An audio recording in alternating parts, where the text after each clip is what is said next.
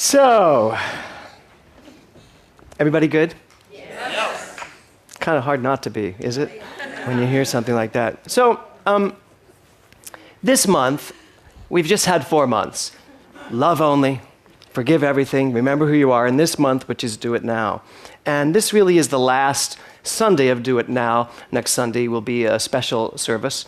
And Christmas is a few days away, and New Year's is going to come up. So, I want to wrap this up. Do It Now. And I've had a lot of thought about this, and I've had a lot of thinking in these past few months about choices and decisions and where we're going and what we're doing and who's going where and all that sort of stuff. So we started with the magnificent Reverend Nancy, who led us off on this with her talk called Do It Now and what it means to do it now. And then we went to What's Mine to Do, and then to listen to the music. And now today, we're going to go to How is Not My Concern.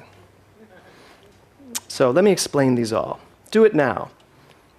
Reverend Nancy talked about an inner impulse that you have, that all of us have. There is something within us that guides us, that speaks through us. Now, it is who I am, but it is still the energy of the entire universe flowing its way in here through me and pushing me. Do y'all feel that sometimes? That's something in you that's saying there's more, there is something more, there's something else, there's something whatever. Even as Gary so brilliantly said, I think it's one of the best talks I've ever heard you give, if not the best. As Gary was saying, it could be right here. It doesn't have to be out there somewhere. I think we get confused about that. We think it all has to be, it's somewhere out there. No, it's not. That's just a movie where they sing somewhere out there. And it's that little mouse, and who wants to be that little mouse? So anyway, sometimes it's right here, right where I'm standing. This is where it is. And guess what? It's always there, because I'm always standing wherever I am. So that's what Nancy talked about the first week. That inner impulse, that spiritual impulse in you, that creative impulse, that thing in you that suddenly sparks. And how many of you have had a spark this year? Remember, our thing this year was be seen in 2013. It's time to be seen in 2013. Do you feel like you've been seen this year? Yeah, okay. So that's that impulse that's in you, right? Do it now. And then what's mine to do is your willingness to respond to that spark. To ask yourself the question, what's mine to do? When you feel that push, then you say, okay, there it is. So what's mine to do with this energy? What is mine to do with this creativity? What is mine to do with this impulse, this loving impulse, this design in me that wants to get out? What is mine to do? And then the third one was listen to the music, which means we have to be willing to actually hear what's said when we say what's mine to do. We have to be willing to really hear it and not keep directing it in a direction we think is where we want to go, but really, genuinely hear it. And not hear it based on a reaction to something in life. Because that's where some of us get tripped up. We react to things, and then we think, I got to do this. And what we really need to do is just calm down and say, what's mine to do? And then when we hear it, we have to be willing to answer whatever it says, when we know it's authentic. And then today, how is not my concern. Once we hear what's ours to do, once we know what is ours to do in this world, and we're willing to listen to it, and we get what it is, I think then we go into this mode of making it happen. Anybody else like that? Now I'm going to make it happen. And yet, there's something bigger than me. I was watching Ernest Holmes this morning on the internet. Anybody found those little snippets of him speaking on the internet? No? You just go on and put in Ernest Holmes snippet. No, just put in Ernest Holmes.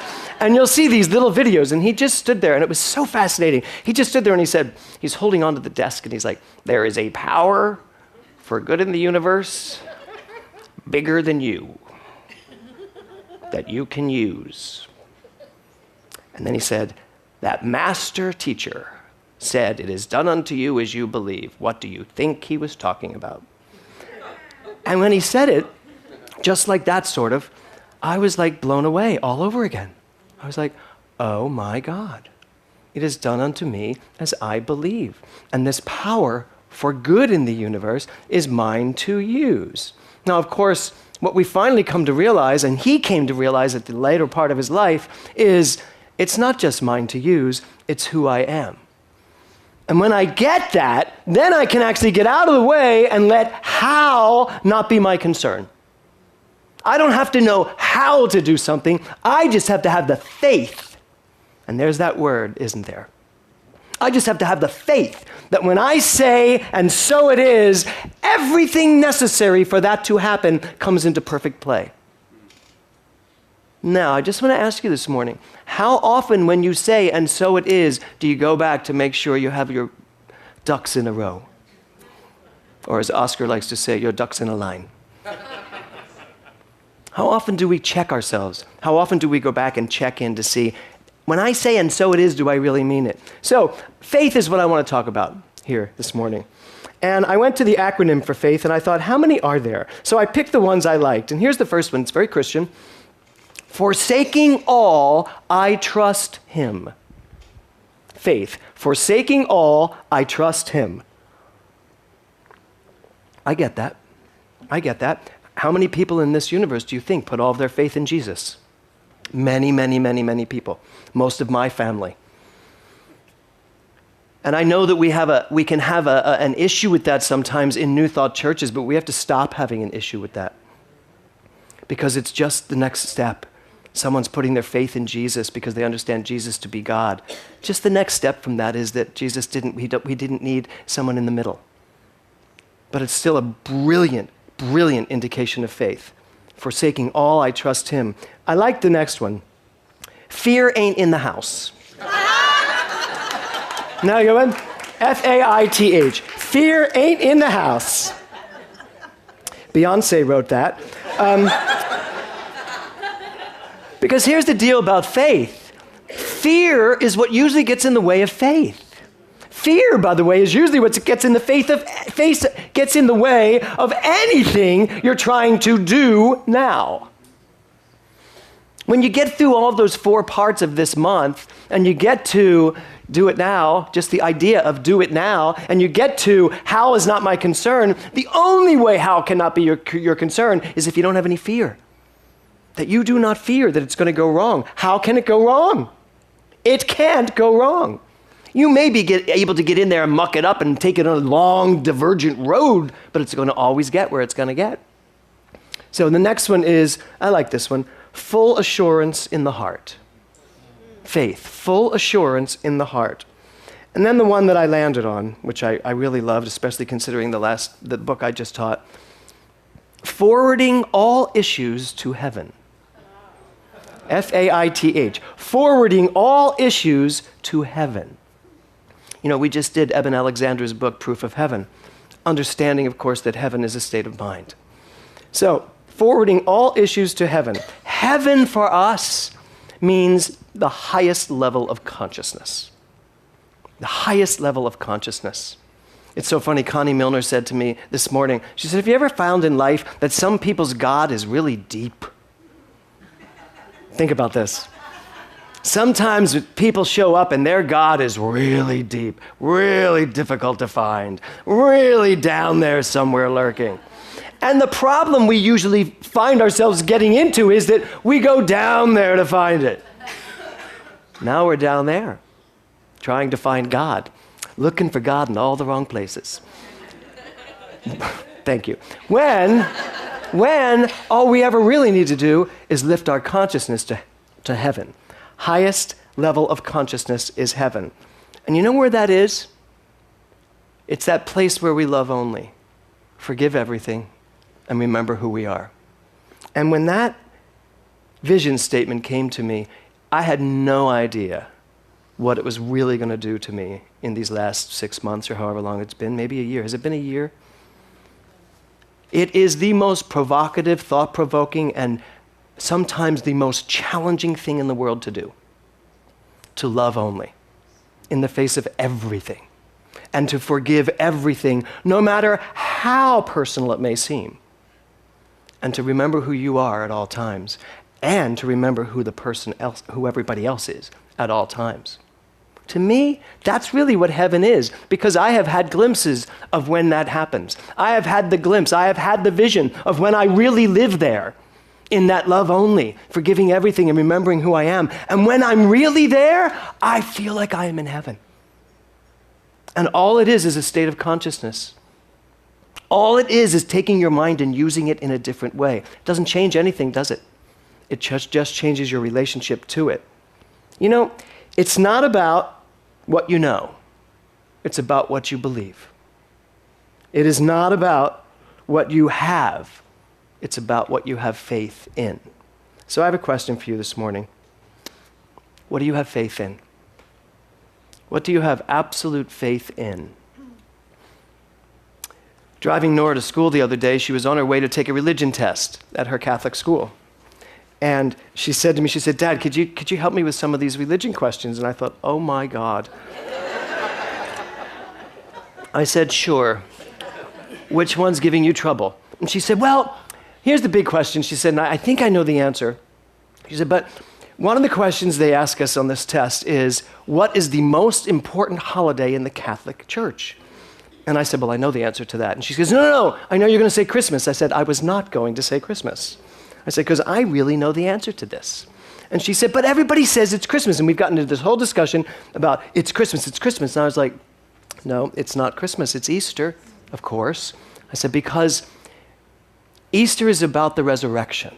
Easter is about life, infinite life. Easter is about rising above all conditions and understanding the truth of who we are. Easter is very much in alignment with what we teach as religious scientists." I said, Christmas is, first of all, they get the date wrong because he was born in July, apparently. But apparently, I don't know why we've changed it. I said that to her. I said, it's the wrong date. And she said, "Well, Dad, that's because the Catholics had to get rid of that pagan holiday at Christmas time. So they just took a new holiday and put it over top of the pagan holiday so that everybody would forget the pagan holiday." So they are teaching them some good things in that school. So I said to her, "So Christmas." I said, "So why would Christmas be so important?" She said, "Well, because it was when Christ was born." I said, "You mean celebrating the virgin birth?" And there was this silence. And she said, "The what?" I said, "The virgin birth. Surely they've taught you that." She went, "No, they missed that."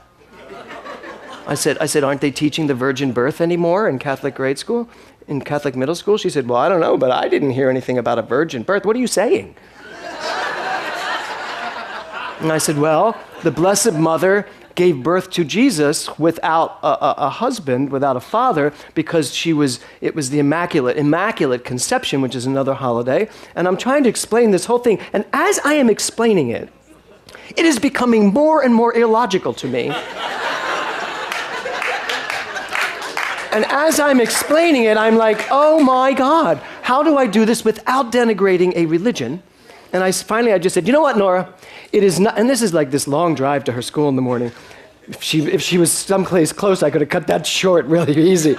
So I said, "You know what, Nora? It's really not about whether or not the Blessed Mother gave birth through the Immaculate Conception. It's not about that. It's about the fact that for 2,000 years, billions of people have believed it." I said, "And that's what I'd like to focus on. That there is a faith so profound in the Catholic Church that it defies logic, and yet they still believe it." I said, "And that is how deep their faith is." And I was like, oh, wow, I got out of that. That was good. And then she said, "Well, do you believe it?"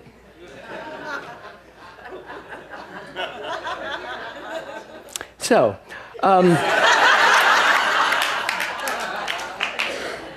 and here's what I said to her, lest I just be sarcastic up here. I said, "I did believe it. I believed it for many, many, many, many, many years. And then I didn't believe it, and I was angry for many, many years that I was duped." I said, "And now I just don't care whether it was true or not, but I do leave room for it to have been true." I said, "I leave room for Jesus to have walked across that water and not having it be low tide, and the apostles being so inebriated with wine that they thought he was walking on water." I love that story, though. I do love that idea. But I leave room for it to be true that he walked on water. I leave room for it to be true that he changed water into wine. I leave room for it to be true that the loaves and the fishes were abundant when they finally came back to him. And I don't just try to make logical sense out of it and say, well, everybody was so enamored with him, they kept giving food they were hiding. And by the time it got back to him, there was more of it.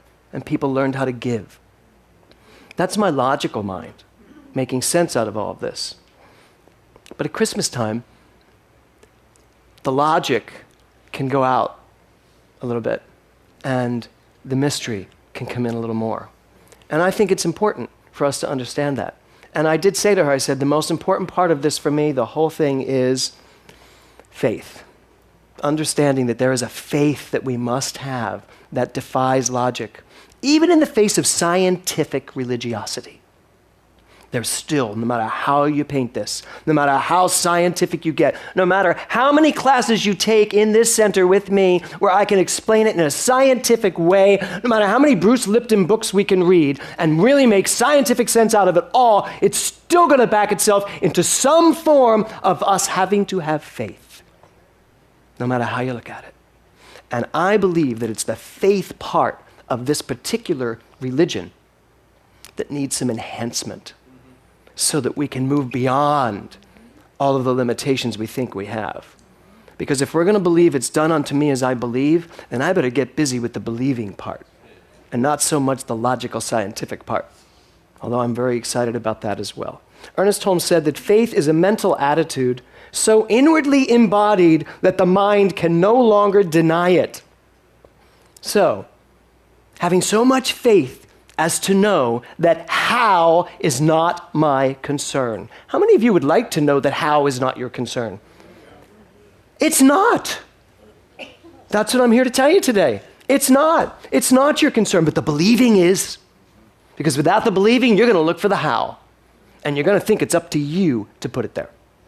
So looking ahead to 2014 as it relates to Do It Now, I want to ask you these questions. What do you think it's time for you to do? What do you think it's time to do? What do you think it's time to be?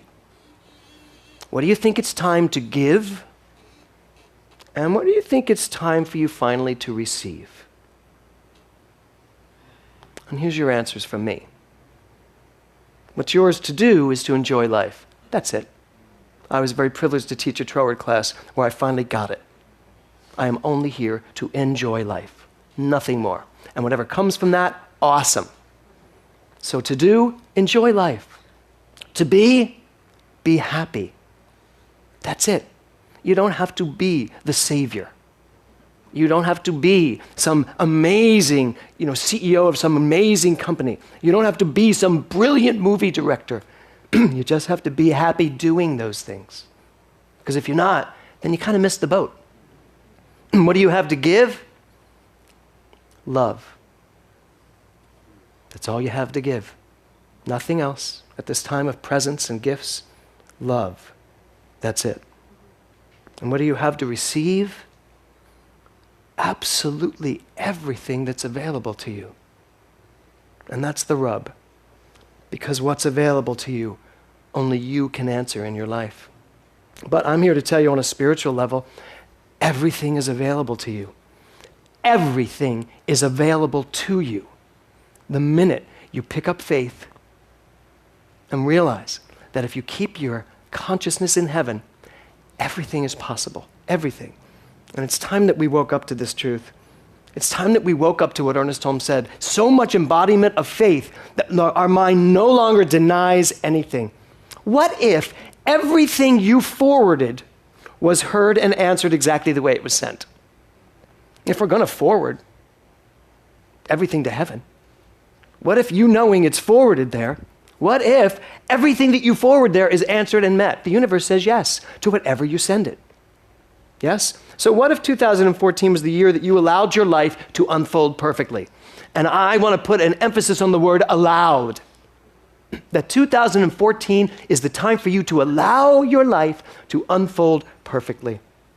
Quoting Mr. Gary Lynn Floyd, this is the start of something new. I think it's coming into view. Don't ask me how, but I can see clearly now. So this is the start of something new. We have just had 10 years of ministry at this center, 10 years of brilliant, wonderful ministry from everyone involved in this center. And I say thank you. But I am here to tell you we have just scratched the surface. Because where we're going to go in the next 10, 20, 30 years, and the next 30, 50, 100 years after I'm gone, maybe. I don't mean maybe it will go on, I mean I might stay. Right? Where we are going is what I'm talking about today. Science is great. Science of mind is incredible. It's the thing I most treasure. But science of mind and spirit, that's where we're going. And that's what we have to get in line with. Ernest Holmes said to us that it is time that we wake up. And in 2014, rather than try to do something that rhymes, because I already rhymed 13, and I can't rhyme 14, 15, 16, 17, 18, 19 again, I'm retiring the rhymes. Thank you, Dana. I know, because everybody's like, what are you going to rhyme with 14? Absolutely nothing. But I am going to tell you what 2014 is all about. 3 words. And it's not I am God, because you've been getting that. I am awake. 2014 will be the year of us waking to the truth so proudly, so prominently, so deeply, that we will be able to do what Ernest Holmes says when it comes to faith. Embody it so deeply that we will not be able to argue against it in any way, shape, or form. And then I will be able to love only, forgive everything, remember who I am at all times, remember who you are, and move into this new year starting now. Namaste. Thank you. Thank you.